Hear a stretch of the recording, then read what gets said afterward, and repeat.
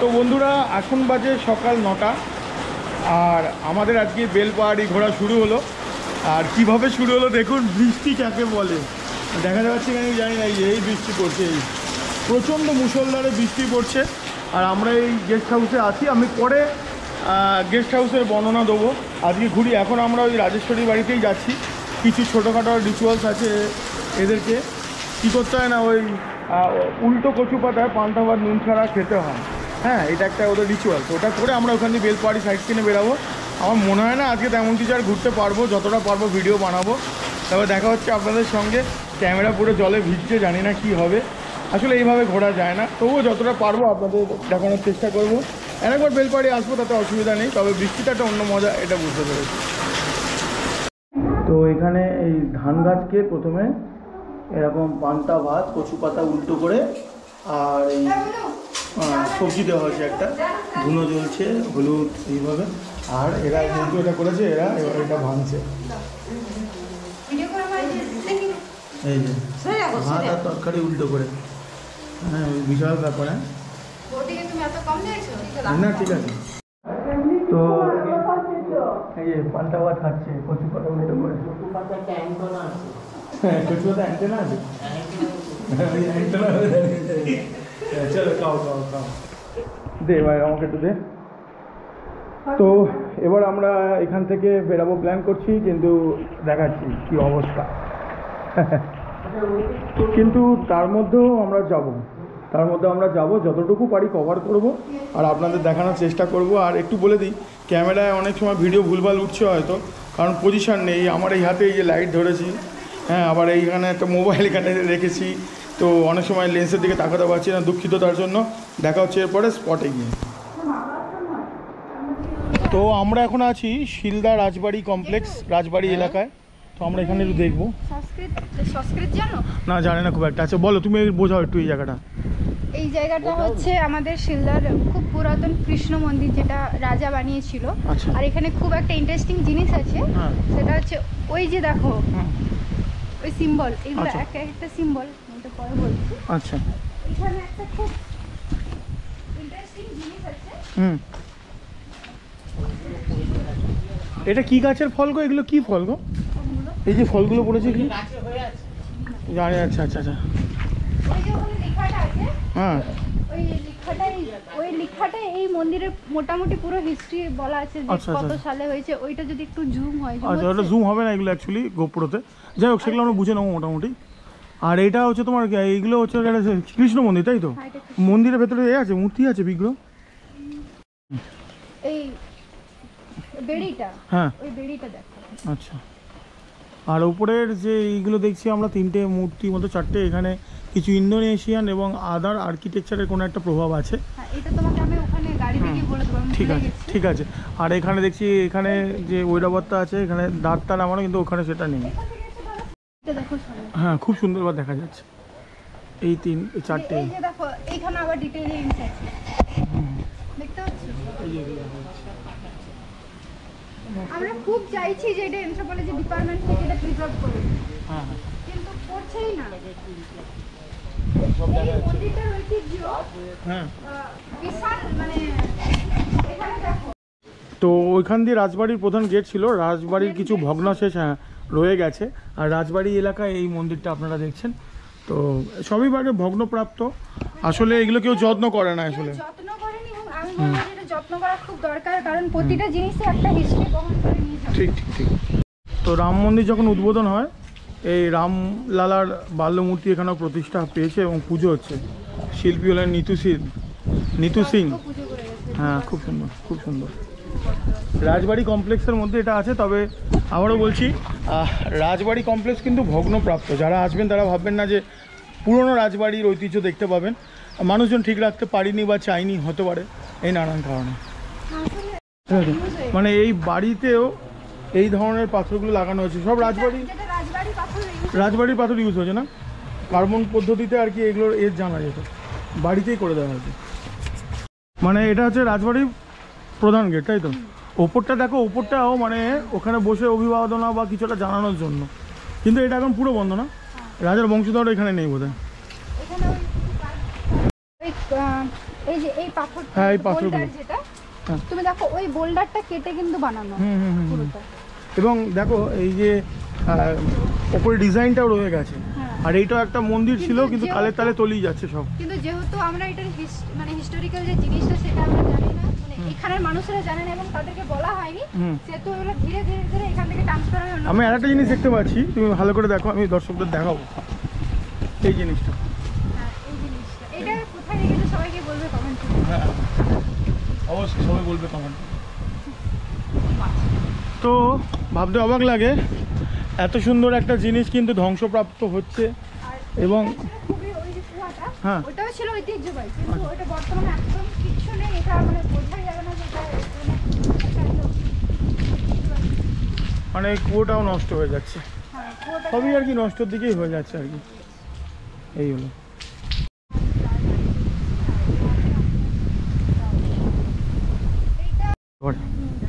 জোহার। তো আমরা এখন আছি ভৈরব ধামে। এইটা আমাদের সবথেকে মানে এই এরিয়ার সবথেকে এই ঠাকুরটাকে মানা হয়। আচ্ছা এই যে ওটা ভৈরব ঠাকুর মূর্তি। আচ্ছা মূর্তিটা দেখে দিচ্ছি। আচ্ছা আর এখানে আচ্ছা আর এখানে পাটাবিন্ধা পরব হয়। আচ্ছা পাটাবিন্ধা একটা পরব হয়। এটা এই জায়গাটায় শুধুমাত্র এই জায়গাটা নয়, তিনটে জায়গা মানে ঝাড়খণ্ড, ওড়িশা আর বাংলা সব থেকে এখানে বড় পাটাবিন্ধা। আচ্ছা আচ্ছা আচ্ছা এইটা এর গর্ব কিও না? হ্যাঁ এটা অ্যাকচুয়ালি জৈন মন্দির ছিল, যেটুকু আমরা মানে দেখতে পাচ্ছি, কারণ আমাদের এখানে বিভিন্ন যে স্ট্রাকচারগুলো আছে সেগুলো এটা প্রমাণ করে যে এখানে একটা কোনো এককালে বহুকাল আগে হয়তো এখানে জৈন মন্দির ছিল, এবং তার আমরা যে বিভিন্ন স্ট্রাকচারগুলো দেখেছি সেটা এই স্ট্রাকচার হোক বা এটা, এবং এটা যারা জৈন মন্দির নিয়ে পড়াশোনা করেছে আচ্ছা আচ্ছা তারা বুঝতে পারবে যে এটা। আর এখানে দেখো এগুলো কিন্তু মানে পুরোপুরি ভেঙে গেছে, এটাতে হাত দিতে নেই। আচ্ছা এখানে এটা ভেঙে গেছে কি করে বুঝবো, তার কারণ হচ্ছে এই দেখো এর উপরে আরো কিছু ছিল এই গর্তটার জন্য, এই গর্তটা মানে এগুলো সে প্যাটার্ন টাইপের করে করে এই মন্দিরটা বানানো হয়েছিল। আর এগুলো কি পাথর বলো তো, বেশ সুন্দর বেশ।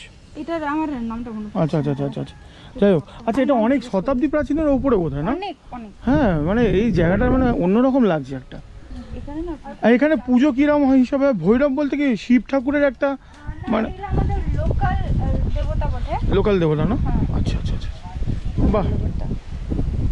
আচ্ছা এখানে ভৈরব, আচ্ছা এটা আরেকবার বলো।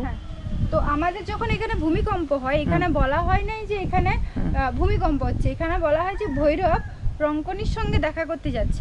আর যখন এই ভূমিকম্প হয় তখন আমরা সবাই শাঁখ বাজাই। ও আচ্ছা আচ্ছা আচ্ছা এই একটা মান্যতা আছে। আর এটা বহু আমরা ছোটবেলায় শুনেছি যে এখানে নাকি আগে সুপ্ত আগ্নেয়গিরির একটা মুখ ছিল। আচ্ছা আচ্ছা আচ্ছা আচ্ছা এখন বর্তমানে হয়তো সেটা মৃত হয়ে গেছে, কারণ তারপর থেকে আর একবারও ধোঁয়া উঠতে দেখা যায়নি। আচ্ছা আচ্ছা তো মোটামুটি এটা মৃত প্রায় আগ্নেয়গিরি হিসেবে আগে দেখা হয়। আর একটা জিনিস আমি বন্ধুরা একটু বলে রাখি, এই ভৈরব থান অঞ্চলের এই পারিপার্শ্বিক পরিবেশটা এত সুন্দর, পুরো ফাঁকা মাঠ। দেখুন এরকম দিগন্ত যে কতদিন পরে দেখছি তার কোনো হিসাব নেই, পুরো ফাঁকা মাঠ। আর এরকম একটা জায়গা মানে গা ছমছমে একটা অনুভূতি। এটাকে বলে অ্যাকচুয়ালি বেলপাহাড়ি শিলদা অঞ্চলের অফবিট এরিয়া। এখানে কিন্তু সবাই জানে না, আমি রাজেশ্বরীর সঙ্গে এসেছি, ওইখানকার আঞ্চলিক বলে এগুলো হয়তো আমার দেখাতে পারছে।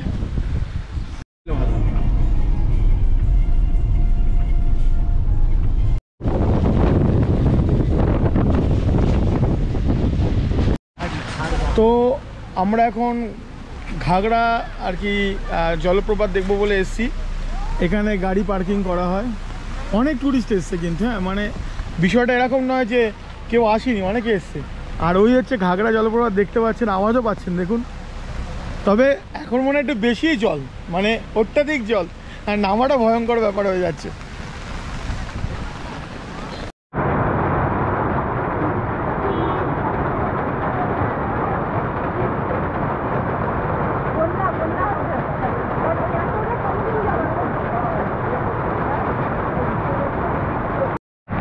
তো একটু বলে রাখি সবাইকে, প্রচণ্ড জল। ঘাগড়া যে বিষয়টা আমি দেখাতেই পারবো না, দেখুন কোথা দিয়ে জল আসছে। তাই তো রাজেশ্বরী, ঘাগড়া কথার অর্থ কি রাজেশ্বরী? ঘাগড়া অ্যাকচুয়ালি গাগড়া যেটা আছে না, গাগড়া, ওইটার কথা হচ্ছে মানে যেরকম কলসি, এক ধরনের কলসি টাইপের জিনিস হয়, ওটার নামই হচ্ছে ওটা। আচ্ছা মানে জল ধরে রাখার জায়গা। কিন্তু এখন জল এত ধরে ফেলেছে উঠলে উঠেছে। দেখতেই পাচ্ছেন, আর আমি এই ছাতার ভেতরে ঢুকে আছি। এই যে হচ্ছে রাস্তা, একদম জল ভর্তি হয়ে গেছে ঘাগড়া জলপ্রপাত। একটু বলে রাখি, একদম পরপর বর্ষায় কিন্তু এতটা জল হয় না, কিন্তু যেহেতু অকাল বৃষ্টি হয়ে গেছে তার জন্য এই হাল।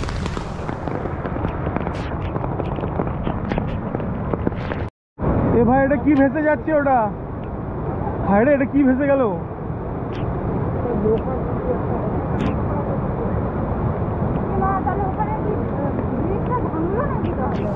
না, কিছু একটা ভেঙে গেল।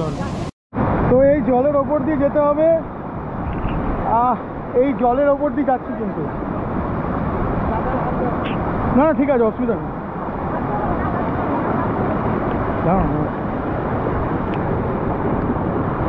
দেখতে পাচ্ছেন এই জলের ওপর দিয়ে যাচ্ছি। বেশি দূর যাবো না, এখানে থাকবো। এই যে দেখাতে পাচ্ছি, আশা করছি যতটা পারছি। ব্যাপক লাগছে, ব্যাপক।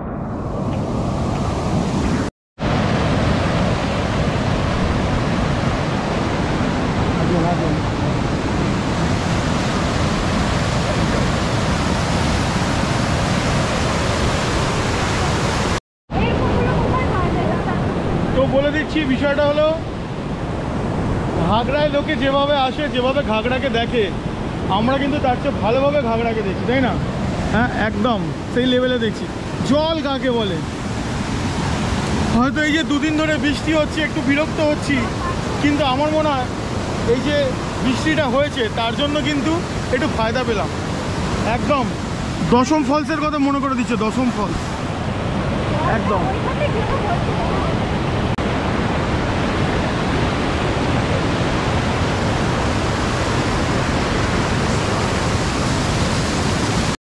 তো ঘাগড়া বন সুরক্ষা কমিটির থেকে আমাদের পার্কিং চার্জ নেওয়া হলো। এটা পার্কিং চার্জই বটে, 30 টাকা। এখানে দেখতে পাচ্ছেন, মানে এই 30 টাকাটা আপনাদের লাগবে ঘুরতে এলে। আর খুব সুন্দর দেখলাম আজকে এবারে। তো আমরা এবার এসেছি তারাফেনী ড্যাম বা তারাফেনী ব্যারেজ দেখার জন্য। এই হচ্ছে ব্যারেজটা, আর ওখানে জল ছেড়েছে, দেখাবো গিয়ে। এই জায়গাটা কিন্তু যারাই ঝাড়গ্রাম এবং বেলপাহাড়ি অঞ্চলে ট্যুর করতে আসে তারা আসে দেখতে। আর ওই যে ছবিটা দেখছেন, এটা জল পড়েছে কিন্তু। হ্যাঁ, আমার মুখের অবয়ব চেঞ্জ হয়নি।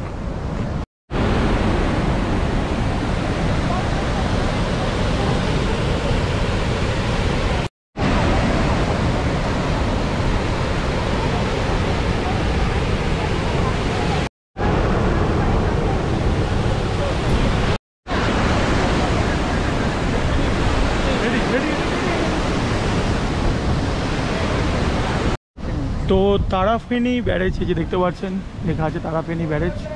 হ্যাঁ, তো এর এই পেছন সাইডটাও কিন্তু খুব সুন্দর। একটা ছোটো পাহাড় দেখা যাচ্ছে দূরে, এর পেছন সাইডটা সুন্দর। এবার আমাদের অন্য গন্তব্যস্থলে যাওয়ার জন্য আমাদের বাহন রেডি হয়ে গেছে।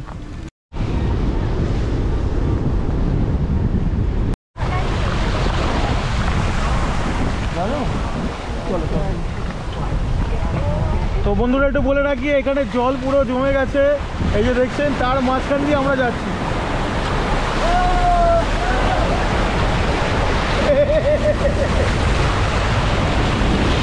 বললে অসুবিধা নেই।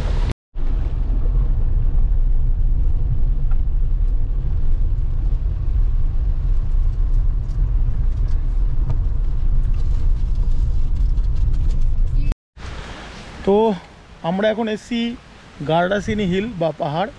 এই হলো পাহাড়ি অঞ্চল, চারদিকটা জঙ্গলাকীর্ণ। হ্যাঁ, অল্প একটু উঠবো, বেশি না, অল্প একটু উঠবো। তো এটা হচ্ছে যাওয়ার রাস্তা। ওঠার পুরোটাই ইচ্ছা ছিল, কিন্তু প্রথম হচ্ছে এই যে দেখছেন রাস্তায় কি অবস্থা। আর সাপ খবরে ভয় থাকতে পারে নাকি? কি শিয়ার চিন্ডা, শিয়ার চেঁদা, তো এইসব কী সব ভয়ঙ্কর সাপের নাম বলছে বাবা। তবু অল্প একটু যাব, বেশি যাব না, জাস্ট একটুখানি উঠে ছেড়ে দেবো আর কি। এই যে দেখছেন রাস্তা, জল বইছে একদম। আসো, সাবধানে আসো। তো এই হলো রাস্তা, দেখতে পাচ্ছেন, সোজা হাঁটা দিতে হবে তবে রাস্তা শুরু হবে। আর আমরা আপনাদের দেখাতে পারলাম না দুটো কারণে। ফার্স্ট হচ্ছে, আমি জানি না বৃষ্টি দেখতে পাচ্ছেন কি না ক্যামেরায়, একদম জল পড়ছে, বৃষ্টি মারাত্মক হচ্ছে, দুর্গম হয়ে গেছে রাস্তা। আর তার চেয়েও বড়ো কথা কেউ লোক নেই, এই আমরা তিনজনই। তো এই তিনজন মিলে তো এটা সম্ভব নয়, তাই জন্য এটাকে ক্যান্সেল করতে হলো। আর কি বললে সিয়ারচেন্দা, তো এসব ভয়ঙ্কর নাম ফাম বলছে, জানি না কি, তো ওইগুলো দরকার নেই। তবে এইটুখানি হিল ওঠা যায়, আমার মতো যারা ফিগারের লোক আছে তারা উঠতে পারবেন, খুব একটা স্ট্রং কিছু না, খাড়াই খুব একটা না। তবে ঠিক আছে, আবার পরে আসবো যখন দেখা যাবে। এটা এখানে ক্যান্সেল করবো, কিছু ফটো নেবো, ব্যাস।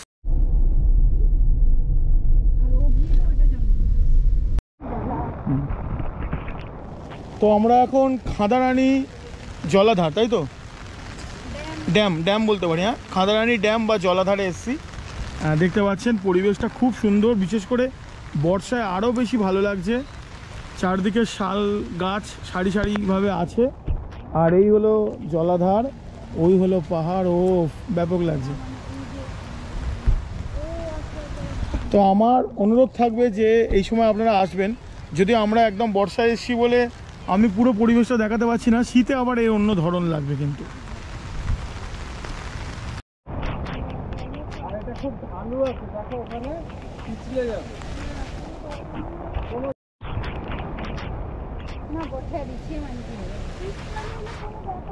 একটা ছবি তুলে দেবেন আমাদের। তো বৃষ্টির মধ্যে ভিডিও করার কিন্তু মজাই আলাদা। আমি একটু ভিজে নিচ্ছি হালকা করে, অসুবিধা তাতে কিছু নেই। আর এই একদম জল ভর্তি, আর তার মধ্যে আমি বৃষ্টিতে ভিডিও বানাচ্ছি। অ্যাকচুয়ালি এখন মনে হচ্ছে যেন বৃষ্টিটা ওই ভালোই লাগছে, মানে এটা একটা অন্যরকম ফিল পাচ্ছি। পাহাড়ের মধ্যে একটা এত সুন্দর জলাধার আছে, ওখানটা মনে হচ্ছে হেঁটে চলে যেতে পারবো পাহাড় টাইপের, তাই না? হ্যাঁ ব্যাপক লাগছে, কিন্তু ভালো রকম বৃষ্টি হচ্ছে, ভালো রকম। আমাকে দেখতে পাচ্ছেন আমি পুরো ভিজে যাচ্ছি মনে হচ্ছে। তো আমরা এসেছিলাম ওখানে কাঁচা লঙ্কা বলে একটা হোটেল আছে এইদিকে, বাট ওটায় না এসে এই হোটেল অভিনন্দন আর রেস্টুরেন্টে এসেছি। এই যে বাবা খাচ্ছে মাছ থালি, ডাল, আলু ভাজা, বেগুন ভাজা, পাঁপড় ভাজা, তার সঙ্গে এই যে মাংস বলছি মাটন 1 প্লেটই ছিল, বাবাকে 1 পিস দিয়েছি। আর একটা চিকেন, দেশি মাছ মনে হয় না দাদা, দেশি মাছ না, ঠিক আছে ঠিক আছে। আমরাও নিজে তো খালি এরকম শাল পাতার ছাড়া খাওয়া হচ্ছে। সত্যি কথা বলতে এগুলো বাড়িতে খাই, কিন্তু বাইরে যখন খাই না আরও বেশি ভালো লাগে। দেখে নিন হোটেল অভিনন্দন অ্যান্ড রেস্টুরেন্ট, এখানে কি বেলপাহাড়ি ইন্দিরা চকে রয়েছে।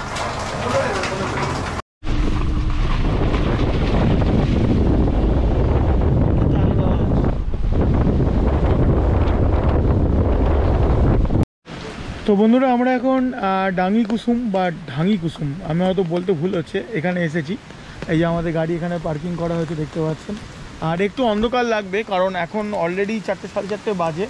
আর তার মধ্যে এলাকা তো বুঝতেই পারছেন পুরোপুরি দেখুন অন্ধকার হয়ে গেছে। আবার এই ছাতাটা মাথায় দিচ্ছি বলে মনে হয় একটু বেশি হচ্ছে। আমি যতটা পারছি ছাতা কম মাথায় দিচ্ছি, কিন্তু পুরো ভিজে গেলে তো আর হবে না, কারণ আরও ঘোরার বাকি আছে। এই হলো ডাঙ্গি কুসুম এলাকা, কত সুন্দর দেখুন, একদম জঙ্গলাকীর্ণ। জল বাড়লো আবার, মানে বৃষ্টি বাড়লো আর কি।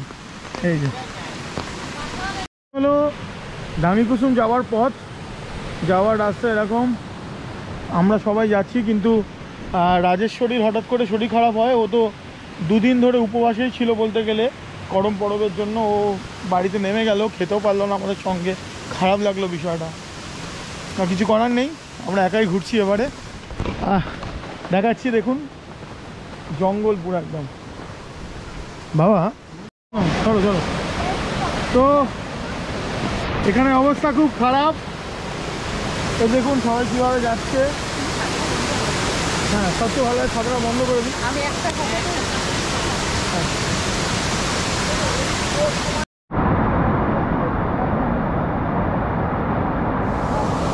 প্রচণ্ড রিস্ক নিয়ে আমরা যাচ্ছি এখান দিয়ে।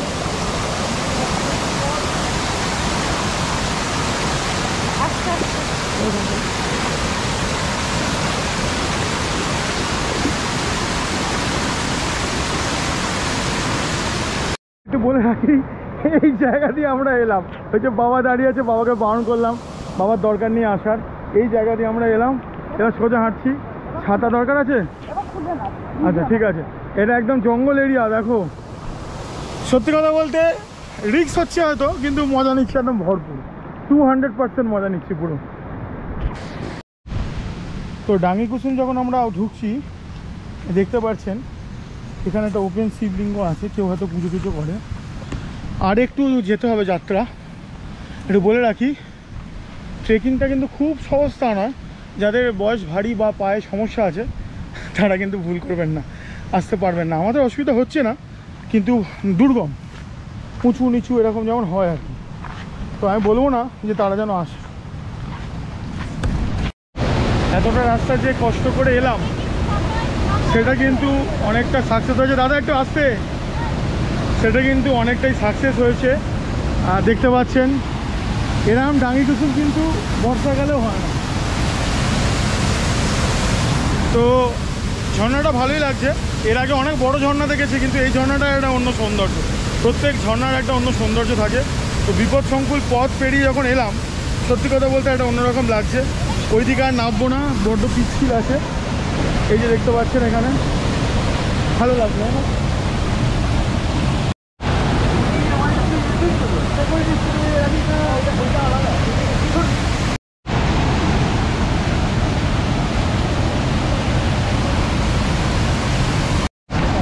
এখন ভাবছি বাবাকে আসতে দিলাম না, এটা বড় ভুল হলো। বাবাকে আসতে দিলে মনে হয় ভালো হতো। ওইদিকে সুন্দর জল ওখান দিয়ে পড়ছে, মানে ওই স্রোতটা ওইখান দিয়ে ছিল ফার্স্টের দিকে, এসে এরকমভাবে পড়ছে, ব্যাপক লাগছে।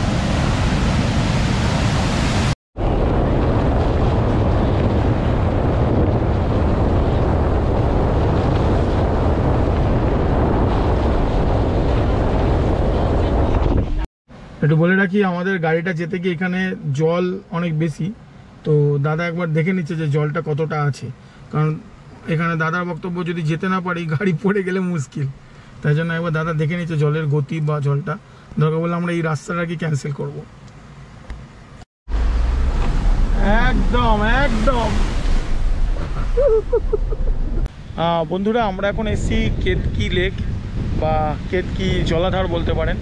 আর এখানে হাওয়াও দিচ্ছে, বৃষ্টি হচ্ছে, শাল গাছের জঙ্গল। আমি একটু ছাতা ছাড়াই ভিডিওটা বানাচ্ছি, তাহলে ভিডিওটা আপনাদের দেখতে ভালো লাগবে। এই হলো কেতকি লেক। দেখুন, আমি বেশি দূরে আর যাচ্ছি না, কারণ আমাদের এখনও কাঁকড়াঝোড়টা বাকি।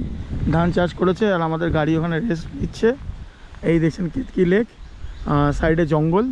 বেশ একটা অন্যরকম ফিল হচ্ছে না, ভালো লাগছে। আসলে এতটা বৃষ্টি আবার ভালো লাগছে না, আর একটু কম বৃষ্টি হলে ঘুরতে সুবিধা হতো। এই বারবার দেখুন এখানে জল পড়ে যাচ্ছে। এক সেকেন্ড মুছে নিলাম। তো বারবার এই জল পড়ে যাচ্ছে, একটু লেন্সে সমস্যা হচ্ছে ভিডিও বানাতে। তবে এইটুখানি বলতে পারি, এই সময় আসবেন আপনারা। মানে আমরা এসছি, এটা হচ্ছে কত তারিখ আজকে? সেপ্টেম্বর কত তারিখ? 15 তারিখ। আর তারিখ ভুলে যাই ঘুরতে এলে আসলে। তো এই সময় এলে কিন্তু ভালো, কারণ জলগুলো পাওয়া যায়। কিন্তু এরম অকাল বৃষ্টি কে জানে হবে। দেখতে পাচ্ছেন বোধহয় কতটা অকাল বৃষ্টি হচ্ছে, মানে এর মধ্যে ভিজে যাচ্ছি। এই হলো ব্যাপার। ঠিক আছে, এরপর আমরা কাকড়াঝোড় ফরেস্টে যাব। আর আমাদের আজকের ডেস্টিনেশন, মানে আজকের ঘোরা অন্তত কমপ্লিট হবে। আজকে রাজেশ্বরীর বাড়িতে একটু নিমন্ত্রণ দিয়েছে, ওই কি বলে শাল পাতায় চিকেন পিঠা, মানে মাংসের পিঠে খাওয়াবে। দেখি যেতে পারি নাকি। চলো। হ্যাঁ, তো আবার সেই সমস্যা একটু বলে দিই, এখানেও জল জমেছে। এই যে জল দেখা যাবে না, অন্ধকার হয়ে গেছে। কাঁকড়াঝোড় একটু বাকি। এই হলো ব্যাপার। তো এই হলো জল ফল জমে গেছে এখানটায়। হ্যাঁ, তো একদম সামনে দেখাতে পাচ্ছি জল জমে আছে। তো আমাকে দাদা যেটা বললো যে রিস্ক নেওয়াটা উচিত হবে না, কাল সকালে আর হবে না বোধহয়, এটা অনেক দূরে। তো কাঁকড়াঝোড় ফরেস্ট তাহলে আর দেখার দরকার নেই বাবা, রিস্ক নেবো না। দাদার ওপর সব ডিপেন্ড করছে। যদি দাদা বলে রিস্ক নেবে তো নেবে, আমি জানি না। তুমি যদি রিস্ক না নাও তা ছেড়ে দাও, বেরিয়ে যাবো আমরা। তো ওই জন্য দরকার নেই, আবার পরে আসবো। এটা তো জঙ্গল এরিয়া, এমনিতেও আর ঘুরতে পারবো না। এমনি মাওয়েস্ট এরিয়া, এটা একটা ব্যাপার আছে কাঁকড়াঝোড়। তো তার মধ্যে এরকম একটা অবস্থান, জানি না কতটা কী হবে। তো দাদা বলছি রিস্ক নেবে না, তো যাবো না, দেখা যাক। এখনও ফাইনাল কিছু হয়নি। একটু বলে রাখি বন্ধুরা, কাঁকড়াঝোড় আমাদের দেখা হলো না, এমন কিছু আহামরিও না। আমি এর আগে ভিডিওতে, অন্যদের ভিডিওতে দেখেছি। অ্যাকচুয়ালি ওটা হচ্ছে একটা জঙ্গল, শুধু কাঁকড়াঝোড় না, মানে কাঁকড়াঝোড় এলাকাটা মিলিয়ে আর কি। বিশাল বড় একটা জঙ্গল। কাঁকড়াঝোড় আর একটা অন্য এলাকা আছে না, প্রায় 6-7 কিলোমিটার মতো, শালবনের জঙ্গল। তো এর আগে আমি অনেক জঙ্গল ঘুরেছি, বিশেষ করে আমাদের কলকাতা বাঁকুড়ার গড়ের জঙ্গল। তো ওখানে আমি রিস্ক নিতে বারণই করলাম, কারণ ঘুরতে এসে একটা বিপদ হয়ে যাওয়ার থেকে একটা না দেখলাম কি আছে তাতে এমন। ওখানে অনেকে ইয়ার্কি মারছিল, তো আমি তাদেরকে জবাব দিলাম যে তোমরা যাও, ওরা অটো করে ঘুরছিল। তো একদমই কোথাও ঘুরতে গেলে না রিস্ক নেবেন না, জীবন থাকলে অনেকবার ঘোরা যাবে। কিন্তু আমি জানি আমাকে খুব একটা ভালো দেখা যাচ্ছে না, আজকের ব্লগটা এখানেই শেষ করবো বলে আপনাদেরকে আবার এলাম আর কি আপনাদের কাছে। আমাদের জানতেই পারলেন যে কাঁকড়াঝোড় আমরা যেতে পারলাম না, কারণ ওখানে বিপদ সংকুল ছিল। তো দুধের স্বাদ ঘোলে মেটাচ্ছি, কাঁকড়াঝোল যাওয়ার পথে কিন্তু এরকমই জঙ্গল আর আপনারা কিছু দেখতে পাচ্ছেন না আমি জানি, হ্যাঁ যতটুকু লাইট যাচ্ছে আর কি ততটুকুই দেখা যাচ্ছে। এটা হচ্ছে পুরোপুরি শালবনেরই জঙ্গল, আর কাঁকড়াঝোলের পাশ দিয়ে আমরা যাচ্ছি। তো আজকে ভিডিওটা এখানে শেষ করছি, কালকে দেখা হবে, মানে পরবর্তী এপিসোডে দেখা হবে ঝাড়গ্রামের টুরিস্ট স্পট নিয়ে। কালকে আমাদের যাওয়ার ট্রেন আছে, আমরা টিকিট কেটেছি বাট ওটা ওয়েটিং লিস্টে আছে, এসি চেয়ার কার। যদি না হয় দেখা যাক কী হয়, কিছু তো একটা হবে। ঠিক আছে, তো আজকের মতো ভিডিওটা এখানে শেষ করছি, আশা করছি আপনাদের এইটা ভালো লাগলো। এখন রাজেশ্বরী বাড়ি যাচ্ছি, শালপাতায় পোড়া কি বলে পিঠে না বিয়া, মাংসের পিঠে ওরা রান্না করবে, এটা ট্রেডিশনাল খাবার, খেতে যাচ্ছি। দেখা হচ্ছে পরের এপিসোডে। ধন্যবাদ সঙ্গে থাকার জন্য।